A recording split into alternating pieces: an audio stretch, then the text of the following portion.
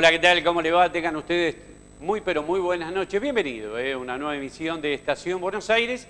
Y déjeme decirle, como ya usted ve en el plano abierto, que vamos a estar compartiendo esta noche de viernes junto al capitán Julio González Infran, el secretario general del Centro de Patrones y Cabotajes Marítimos de la República Argentina. Quisimos con él, precisamente, inaugurar esta nueva posibilidad que nos da el canal de tener nuevos estudios, realmente mucho más amplio, más cómodo, para que usted disfrute con mucha más visual de lo que nos teníamos acostumbrado desde hace mucho tiempo. 21 años compartiendo junto a ustedes.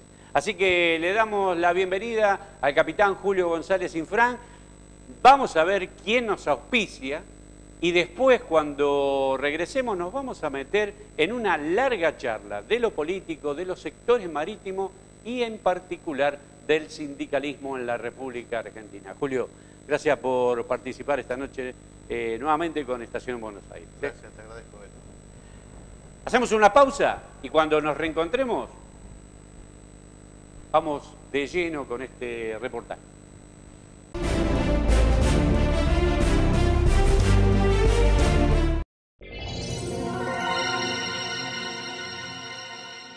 Estudio Jurídico Doctores Pastorini y Marangelo. Abogados laboralistas. Asesoramiento y tramitación de juicios de derecho del trabajo individual y colectivo. Visítanos en www.estudiolaboral.net. La Prida 418, piso 2, oficina 5, Lomas de Zamora. Teléfono 4245-5006.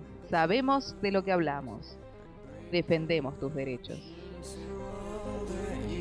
Sindicato de Trabajadores Municipales de Lanús. En defensa de los derechos del trabajador. Hay hombres y mujeres que eligen las profesiones más peligrosas del mundo y a la hora de pensar en sus familias, nos eligen sin dudarlo. Sabemos cómo cuidarlos, sabemos cómo cuidarte. Obra Social Patrones de Cabotaje. Más de 50 años marcando el rumbo en salud.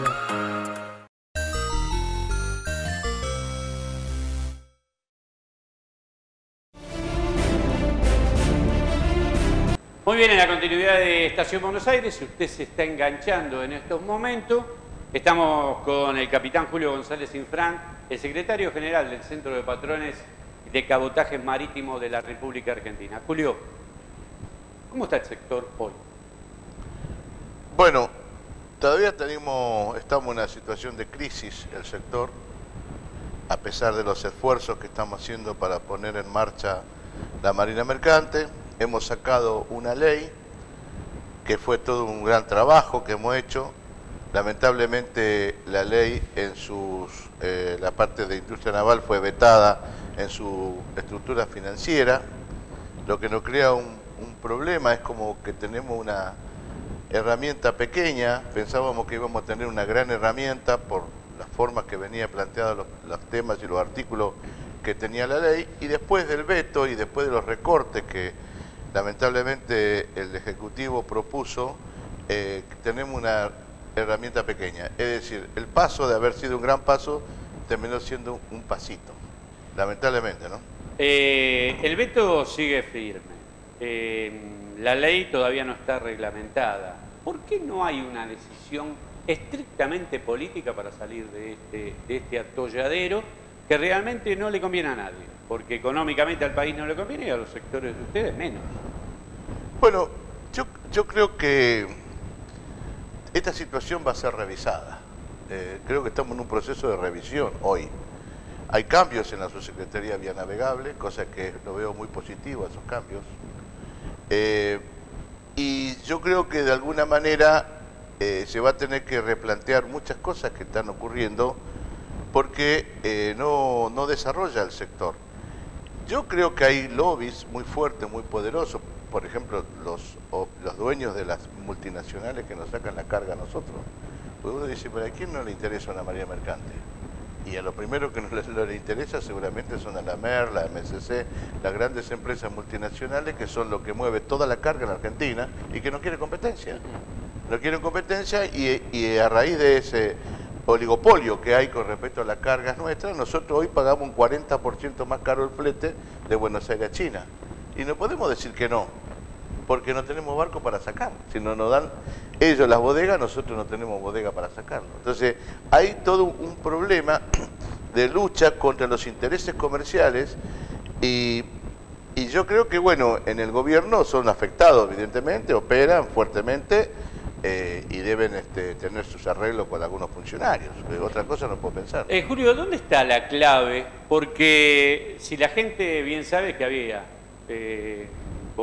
había sido votado hace unos cuantos meses atrás, casi finalizando el último año, donde la ley, una alegría inmensa de haberse votado, el gobierno veta, pero ¿qué es lo que realmente está vetando el gobierno y le aceptó un golpe duro? Realmente duro. Bueno, al sector de ustedes. El problema viene planteado desde... ¿Es de dinero, es monetario todo? Claro, el tema es así. En realidad no es un problema económico, porque los 1.500 millones de pesos que se creaban como fondo para la marina mercante, para el desarrollo de la marina mercante, no afecta en nada, no mueve la aguja en el presupuesto nacional. De hecho, se está gastando 10 o 20 veces más en obras, por ejemplo, esta obra del Bajo Madero que están organizando, que sale fortuna. O sea, 1.500 millones de pesos no es nada en el presupuesto nacional. ¿Y qué ocurre acá? La ley salió del Senado por unanimidad, con una serie de propuestas interesantes para el desarrollo de la marina mercante, y que fue votada por unanimidad porque el gobierno en ese momento estaba de acuerdo, si no, no hubiese salido por unanimidad, hubiese salido por mayoría de última. Pero después hubo todo un cambio dentro del gobierno, que nosotros quizás no lo notamos, pero cuando se renuncia a Praigait y se lo sacan a Melconian, si vos lo escuchás a Melconian hoy, está en la vereda frente de todo este sistema económico. Es uno de los más críticos de la economía. Bueno, entonces, evidentemente hubo un cambio en el proceso económico y apareció Duhovne. Cuando la ley sale del Senado va al diputado, nosotros confiados de que había un acuerdo, que estaba todo consensuado, que por eso salió de esa manera, en diputados un año estuvimos discutiendo este proyecto de ley. Un año, porque Duhovne decidió recortar todas las estructuras financieras de ayuda, de impulso, de subsidios, no subsidios porque no había subsidios, sino de aquellos beneficios fiscales que significaban desarrollar la industria nuestra. Y en ese marco de negociación tremenda, de ida y vuelta, la Secretaría, el Ministerio de Producción propuso en la Ley de Industria Naval, porque son dos leyes, una de marina mercante y otra de industria naval, una redacción distinta de cómo había salido del senador, que era, en vez de generar un fondo de fiduciario para el desarrollo de la marina mercante, dice, no, muchachos, vamos a ponerle 1.500 millones de pesos a través del FODIN, que era una organización que se creaba en ese momento para poder financiar la estructura de desarrollo. ¿Por qué era importante esto? Porque la ley de marina mercante establece que cuando vos charteás un barco, o sea, alquilás un barco para explotar dentro de la bandera argentina, tenés la obligación de poner una orden de construcción. Y un armador una vez me dice, perfecto, ¿y quién financia? Nosotros no tenemos, porque hoy en Argentina no existe financiación para la construcción de barcos, los bancos no te dan guita para eso. Entonces, ¿quién financia? Entonces se desarrolló esta idea de que necesitamos tener la estructura financiera para que los armadores puedan poner orden de construcción y al mismo tiempo aprovechar la posibilidad de traer un barco de afuera y embanderar en Argentina mientras esté manejando su negocio. Perfecto, salió así la ley. Eso después que acordamos, hubo un plenario de las 4 comisiones en la Cámara de Diputados en forma unánime para poder sacar la ley. O sea que había acuerdo entre el Ejecutivo, que manda y maneja a sus diputados, y la oposición. Se salió con un gran acuerdo, en el Senado fue un trámite prácticamente, y a los 3 días vetan lo esencial de la ley, que era la estructura de financiera. Vos no podés tener una ley de promoción si no tenés estructura financiera. ¿Quién financia las obras? Este es el concepto. Entonces, evidentemente acá, yo lo tengo que decir con toda la letra, hay sectores en el poder que no quieren marina mercante en la Argentina. Evidentemente es así. Ahora, hay otra de las claves que es preocupante, porque se vencen las concesiones y en los puertos. ¿Se corre el riesgo realmente de que no sean renovables si no se solucionan determinados temas? Mira, el tema es muy complicado porque el que tiene la concesión tiene que hacer las inversiones, pagar los sueldos, correr con los aumentos de las distintas paritarias, etcétera, etcétera. Y evidentemente tiene un plazo su concesión. Cuando, a medida que se va acercando y el plazo va venciendo, nadie más quiere poner un mango, porque no sabe si vas a estar o no vas a estar. La concesión se cae. Y no hay un mensaje claro todavía de parte del Ejecutivo de decir, muchachos, vamos a licitar de vuelta todo, y ahí empieza el otro problema. Las fuentes de trabajo van a estar garantizadas, no van a estar garantizadas. Ahí está, ¿Qué vamos a hacer con los 800.000 trabajadores que tiene el puerto de Buenos Aires? Bueno, nadie dice nada. Todo el mundo calladito la boca. Ahora, Julio, ahí está, y tenemos 2 minutos para ir a la pausa del canal. ¿Cómo se discute realmente salarios, paritaria, si no hay barcos? ¿Cómo realmente se puede discutir seriamente? No se puede discutir. Es muy complicado para nosotros. Nosotros tenemos 2 problemas. No tenemos barco y encima tenemos inflación. Bueno, es muy difícil discutir paritaria en estos conceptos.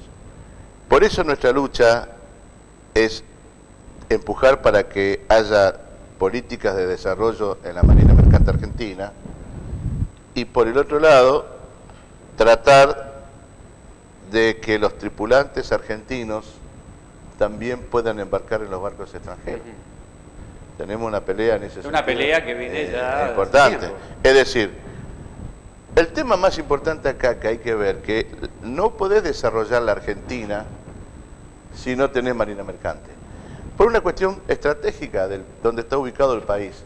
El 98% del comercio de la Argentina es por agua, porque nosotros estamos lejos de los centros de consumo mundiales. Entonces tenemos que subir hacia el norte para poder participar en ese centro de comercio. Y la única manera de desarrollarlo es a través del agua. Ahora, ese negocio de que casi todos los países de Latinoamérica, ¿no es cierto?, que están dentro de la estructura comercial, necesita ese tipo de transporte, hoy lo hace la bandera de conveniencia en el mundo. Ahora, nosotros no tenemos transporte propio. Entonces, cuando esta gente que trabaja en el transporte de la mercadería de la región le dice, bueno, mira, yo al puerto Mar del Plata voy, pero voy a cargar nada más que 3 contenedores, el resto de los contenedores quedan en tierra y no hay forma de sacarlos hasta que no haya alguna posibilidad de que otro barco vuelva a entrar a puerto. ¿Por qué?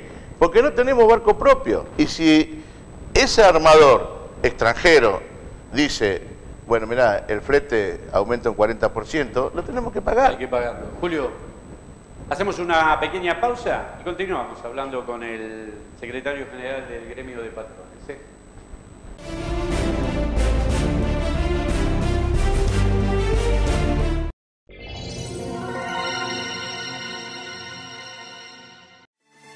Las vacaciones empiezan con un clic. Rivera Sur Hotel te invita a disfrutar del mar, las sierras y la ciudad en sus exclusivos hoteles de San Telmo, Mar del Plata y Tanti. Reservas en www.riverasurhotel.com.ar o al 011-4361-7398. Estudio Jurídico Doctora Mabel Amarillo. Sucesiones, divorcios, accidente, despido, trabajo en negro mal registrado, accidentes y enfermedades laborales. Estudio Jurídico Doctora Mabel Amarillo. Joaquín B. González, 2835, Departamento 3, en Lanús Oeste. Para comunicarse con la doctora Mabel Amarillo, mabelamarillo@hotmail.com.ar o al 4-241-3458 o 4-249-2218.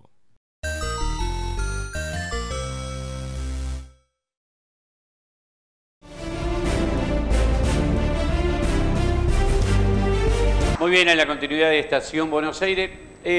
Julio, hay algo que he visto en el curso de la semana, que no ha llegado, lo hemos difundido, algo que puso en consideración donde se titula, ¿qué busca de alguna manera el gobierno, el gobierno nacional con la ley de democratización de los sindicatos?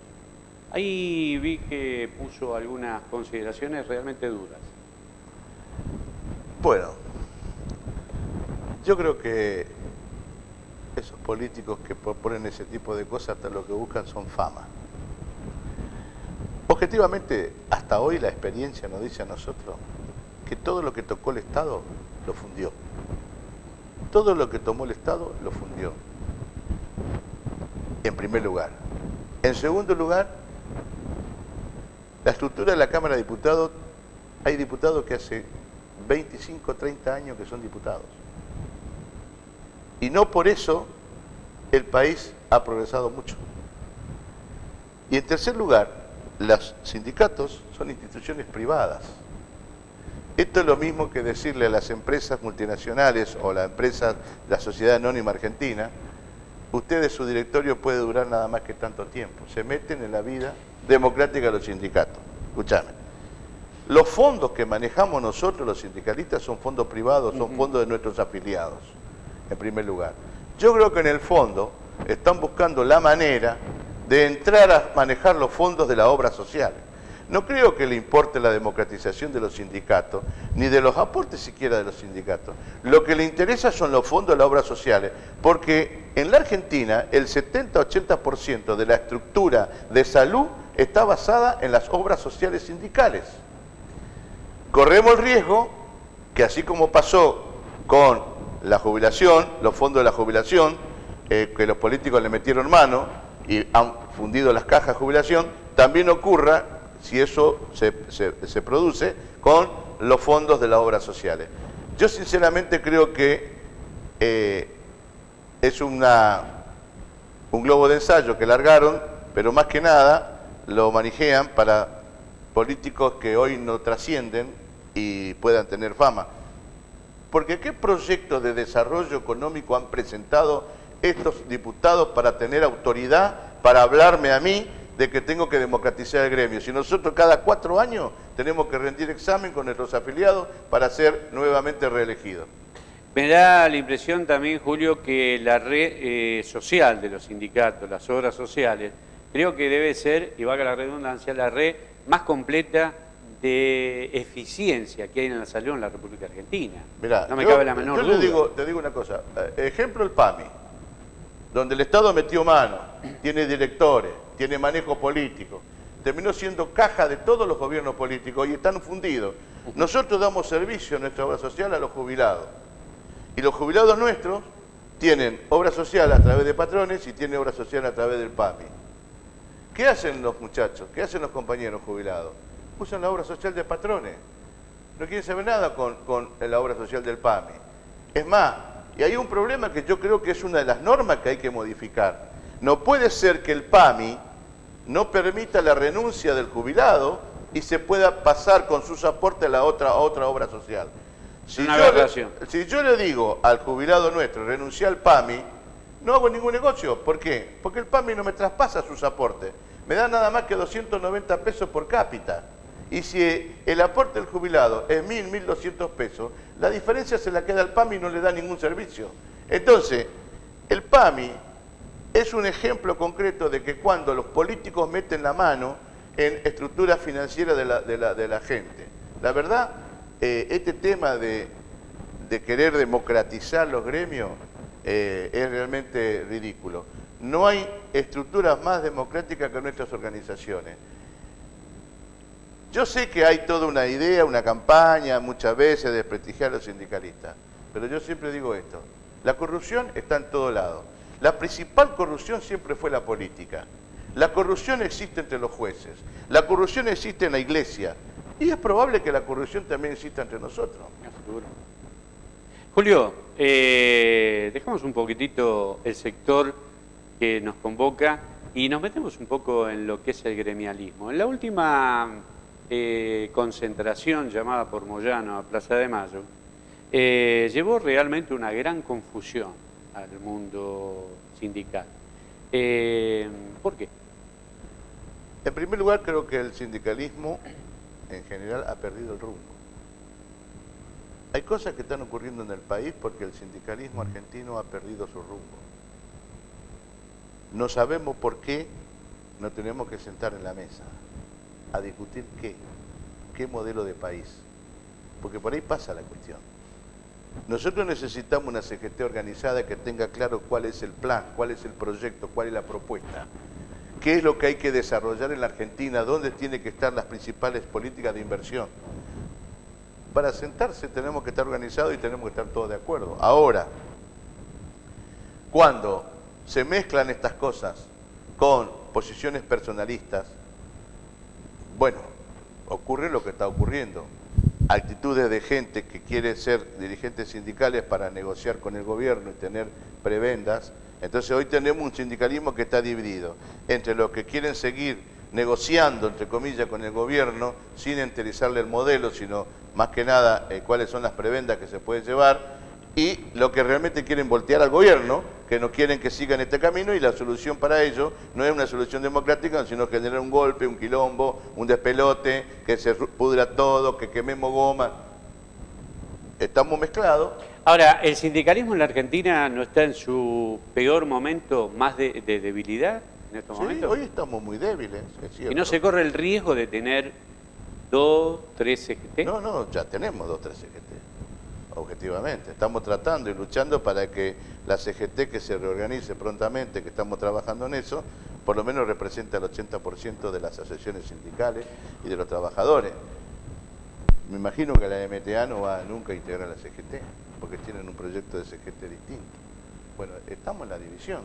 Ahora, lo más grave de todo esto, que vamos a recuperar una CGT sin tener claro cuál es la propuesta, cuál es el plan, qué modelo de país queremos. El problema nuestro es el modelo de país que está agotado, y en este modelo de país no entramos todos ya.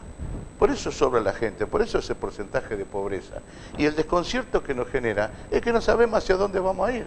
Ahora, barajar y dar de nuevo en todos los sectores de la política argentina, la gremial, sindical, político, realmente choca con, primero, el personalismo de cada uno de los dirigentes, pero también de un proyecto de nación, porque realmente no tenemos política de Estado. El gobierno ve qué puede hacer económicamente, no da pie con bola, y se inmiscuye en distintos sectores, trata de dividir, el hecho de dividir reinará. Desde ese punto de vista, el movimiento obrero siempre fue la columna vertebral del peronismo.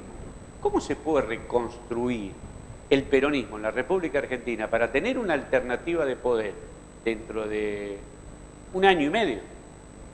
Si el movimiento obrero está en las condiciones que está hoy en día. Nosotros estamos trabajando para reconstruir... ¿no? El movimiento obrero se va a reconstruir, estamos trabajando para eso. Estamos limando todas las posibilidades, las asperezas, estamos trabajando para que tengamos una CGT por lo menos organizada. Ahí tenemos, pero ahí tenemos las 62 organizaciones de alguna manera vendidas o tratadas de venderse al gobierno la 62 también es un proceso. Las 62 organizaciones es un apéndice político del movimiento obrero. Sí. No del partido peronista y menos de otro partido.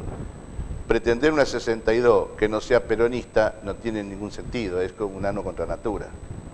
Entonces acá el problema es que si no se recompone el movimiento obrero, es muy difícil que se recomponga una 62. Y si no se recompone el movimiento obrero y no se recompone la 62, es muy difícil que se recomponga la estructura política del justicialismo. Porque estamos todos incluidos en este gran pérdida de rumbo. Yo creo que la CGT hay que organizarla de la mejor manera posible, con la mayoría posible de todos los sindicatos.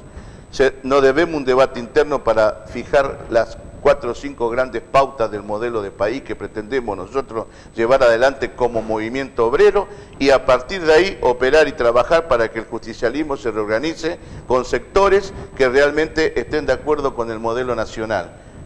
Entonces, a partir de ahí, todo esto que hemos vivido en esta época de gente que medró, que organizó, que robó, que hizo su agosto utilizando la estructura del partido o la estructura de la CGT o las estructuras sindicales, tienen que entrar a desaparecer y vamos a volver a crecer como nación en la medida que tengamos desarrollado esos instrumentos.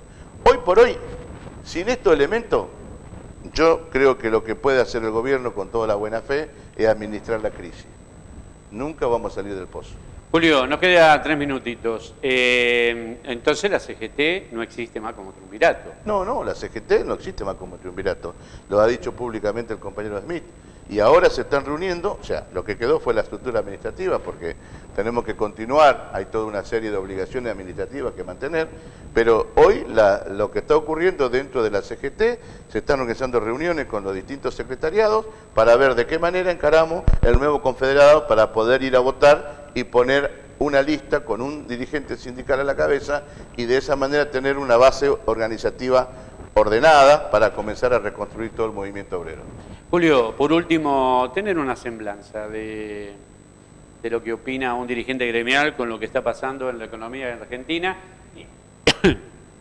y un ministro de Energía que le dice al mundo que no repatria su dinero al país porque no tiene confianza en la economía. Pobres los inversores que quieran venir a... No, yo diría pobre Macri. Lo digo con toda la... Pero lo defendió, ¿eh? Sí, bueno, no puede hacer otra cosa. ¿Qué puede decir? Pobre Macri. ¿Cómo el presidente que propuso a la sociedad nuestra y que la sociedad le dio la confianza por su propuesta de cambiar de una vez por todas este modelo de país, resulta que sus ministros de mayor confianza lo dicen públicamente y son los responsables de generar el cambio, sí, de que ellos van a seguir teniendo la plata afuera mientras no haya alguna creencia real de que esto va a cambiar? Quiere decir que ellos están pensando que se van a ir por la ventana. Porque no entiendo yo como... Lamentablemente yo lamento por el presidente. Es como que un secretario general se entere de que su secretariado o sectores importantes de su secretariado, su adjunto o su secretario gremial sale a plantear que no está muy seguro si el sindicato está funcionando bien o está funcionando mal y que no tiene ninguna garantía de que esto pueda cambiar. ¿Qué tiene que hacer ese secretario general frente a sus afiliados cuando le va a decir, muchachos, este es el rumbo, estamos en este sentido? Es muy difícil lo que ha ocurrido, ¿eh? Realmente esto pasa en la Argentina nada más, ¿eh? Y hay que agregarle lo de Nicky Caputo en el Congreso el último miércoles, donde nos quiere hacer creer que las offshore, las cuentas offshore, son una caja de seguridad. Realmente dinero de la corrupción, dinero del narcotráfico, no es otra cosa. Pero además otra cosa, en el grupo de los 20 se va a plantear justamente la forma de combatir todo ese tipo de fondos, porque en el mundo es un problema la evasión fiscal, en especial Estados Unidos está en contra de todo ese tipo de modelos. Entonces, ¿cómo vamos a convocar al grupo de los 20 y vamos a decir, muchachos, quédense tranquilos que de nuestra posición creemos que es una caja de seguridad, una buena forma de ahorrar? Eso significa, lisa y llanamente, decirle, no paguen más impuestos, pongan toda la plata afuera y van a estar todo bien. Julio, habla de la contradicción de los argentinos. Así es. Julito, gracias por haber participado en este primer programa en los nuevos estudios de Estación Buenos Aires. Gracias por la invitación. Tener una de las figuras excluyentes del sindicalismo en la República Argentina. Gracias. Nos estamos yendo, nos reencontramos dentro de 7 días. Chao.